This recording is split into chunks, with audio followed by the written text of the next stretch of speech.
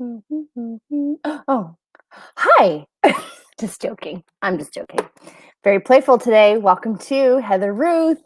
Ah, 64 days of journey of gratitude. OMG. It is definitely the final countdowns into Christmas season. Christmas is like what, on Friday? And it's so exciting. And so thank you for being here live. Thank you for being here on the replay. Thank you for being here at all, period. Thank you for taking some time to watch these, to do the gratitudes, to practice along with me, to incorporate this into your everyday life so that you're living in gratitude always.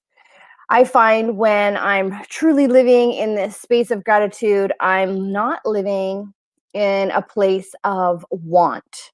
And what I mean by want is like wanting things that I don't actually desire.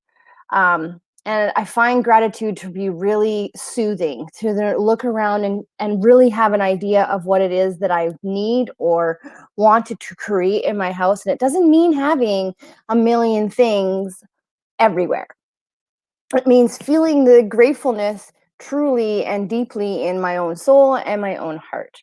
And today we are on day 51. And it may seem interesting to be saying grateful things right now, especially around my garden in the middle of what yesterday was a snowstorm. Yeah, we went from 11 degrees on Sunday to a full-on snowstorm on Monday. It was like super awesome to watch that seasons changing. For someone who, like myself, who enjoys watching the weather patterns or seeing how they change and really trying to be in the ebb and flow of things, I found that really quite fascinating. And so, of course, today, with all this new snow, my son and my husband have gone up to the ski hill to catch some, what do they call them? Pow tracks. A little bit jealous, but I also really love my work and I love what I do. And so it was not hard for me to stay home. And today on day 51, I am grateful for herbs. Why am I grateful for herbs? Well, ever since that I wanted to have a garden, I kept saying to my husband, I really just want a herb garden. I want a garden that looks lush and full and I can eat from it and I can put it in my salads and I can add to it. And it's always been that desire of mine. I've never said I wanted it to be in rows or look a certain way. I've always admired like English gardens, which are like, but I always wanted a mix. So I wanted my herbs in with, I have lavender and I have some flowers and I have tall grasses and then I have my rosemary and my thyme and my oregano all within that. And so it becomes really a garden of biodiversity. So if you haven't seen the documentary, The Biggest Little Farm, biodiversity is really, really big. And this is me and my husband are really trying to get in our backyard. We still have a huge expanse to up a side of a rock wall to expand into, but we do use fertilizer that's not natural. We allow the grass to just do what it has to do. And so we actually found that we have herbs growing in our grass and I love it. Plus I have my own garden boxes with basil. And I think I had like 3 or 4 different kinds of basil, parsley and cilantro and oregano. I have planted thyme and rosemary, and this year coming up, we're going to plant sage, a couple different kinds of sage, because I also like to take them at the end and I clippings and I make them into smudge sticks for myself, and I do my own like smudging, and sage is really, really good for that. And so we have a lot of those kinds of things, and we have low lying and high lying, and it's really about the ebbs and flows and watching how that grows. And I just love it because basil has been my number one herb forever. My aunt loves basil. I think they must eat a ton of pesto because when I went to their house, they had a whole greenhouse full of it, which was amazing. I love pesto too, but I really like basil fresh. I actually put it in my smoothies sometimes.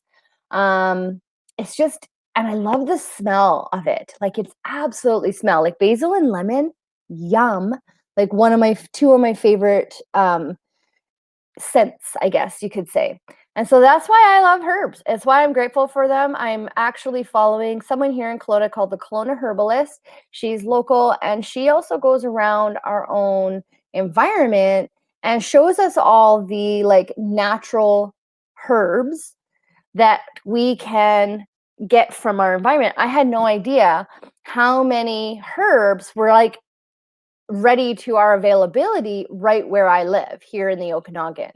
And things like rose hip and making rose hip tea and those kinds of things are really good for different parts of our body, for cleanses, for all those kinds of things. It's really important that we know what we're ingesting, that we know where our food comes from, because we're putting it in our body, right? Our body is absorbing all of it. So if we don't know where things are coming from, then we have to have an element of trust that someone's doing things right. Or you just take the initiative or the gumption, whatever you want to call it, and you go and do your research.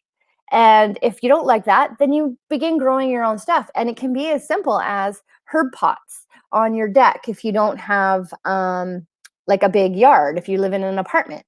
Herb pots are awesome. They can come in the winter and you can still be benefiting from them all year long. And you can put them back out in the summer where they'll flourish and they'll grow good. There's things like towers that people have in their houses to help grow, like grow towers. Again, you can have fresh herbs all year round with something like this grow tower. And I don't have a place for it in my little house. However, I could, if I wanted to, put it in my garage, I imagine, because it has grow lights on it. And those ways you keep the fresh herbs that you like or that you want to cook with, or you do what I do and I just dry them. I dry a lot of them in the fall once I know winter's about to come, and then I utilize them all winter long. Or I just go into my garden and I search around in the snow and I find them and I clip them and I eat them still. And so I am super grateful for them because they help with all my rubs, they help with all my salads, all my soups, all my like meat pies, things that I make for my family. And herbs really make a big difference. Fresh, 100%. Dried, you got to use a little bit more. But when you can get something super fresh right off of the plant, amazing. And it really does transform it. And sometimes rosemary tea is really, really good. It's very potent, but it's really good. And I like it. So go out there and find the herbs that you really love and maybe create a herb garden in your house this winter that you can get ready to plant in the spring. In your yard or in a pot on your patio or on your deck, whatever it is. But herbs really do make a difference, not only for us and for our digestive system, but they also make a difference for our skin and how things are. And so I am super grateful for them because they just add that extra little bit of spice to everything that we cook, or that extra bit of taste or flavor to everything that we make good for our bodies to absorb. So anyway, I digress. So I just want to talk to you guys about the next couple of days. We're coming up on Christmas. So obviously I won't be live on Christmas Day because I reserve that for my family. I'm probably be on 101 Zoom calls with all of my family all over the place. But I will be live again on Monday, the 28th. I'm going to take a few days off over the holidays, but I will still do my written posts. And I will be here live tomorrow and Thursday. I just can't tell you what time it will be. I think we're going skiing on Thursday, so I might be live sometime in the afternoon. Tomorrow I'll probably be live around sometime in the morning. And I just want to tell you guys, for those of you that are watching me live or catching us on the replay, just hit hashtag replay. I will come in and comment on the comments. This isn't meant for me to just be talking at you. This is more of an interactive. And this is me playing around with this process of gratitude and how it actually transforms people. And it can actually transform your body. And so one of the things and intentions that I went into with this 64 days was to be really grateful for my body. I'm really working on that. And as I got there, the last 51 days, I have truly arrived in gratitude for my body. And when I did that, my body starts to respond and weight starts to just drop off because I'm not hard on it. I'm not belittling it.